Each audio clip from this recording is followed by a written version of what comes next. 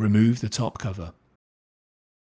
Remove the PCIe riser cages or fillers, the chassis air baffle, and the PCIe expansion tray.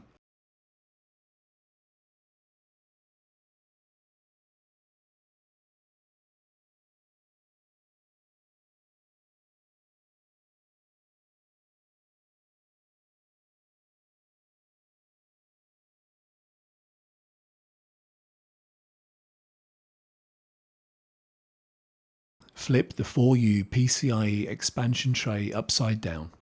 Loosen the captive screws to disengage the modules.